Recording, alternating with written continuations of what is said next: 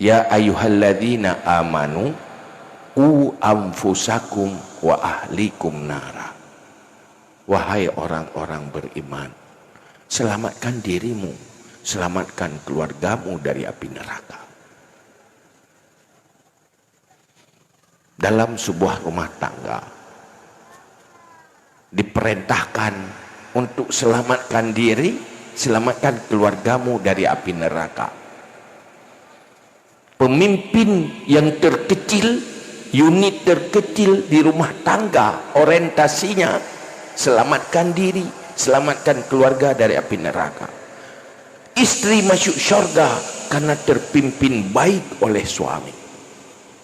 Anak masuk syurga karena terpimpin baik oleh orang tua.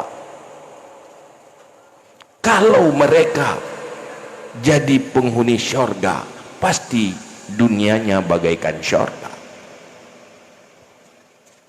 Saat Rasulullah mengucapkan baiti jannati, rumahku syurgaku, bukan karena fasilitas perabot rumah yang mentereng, bukan karena rumahnya bagaikan istana. Luasnya lihat saja, kalau datang ke Madinah, tempat kuburan Rasulullah, itulah rumahnya. Kecil. Tetapi Rasulullah menyatakan, baiti jannati, rumahku syurgaku. Bahagia sekali. Kenapa? Perjalanan rumah tangganya, perjalanan ke syurga.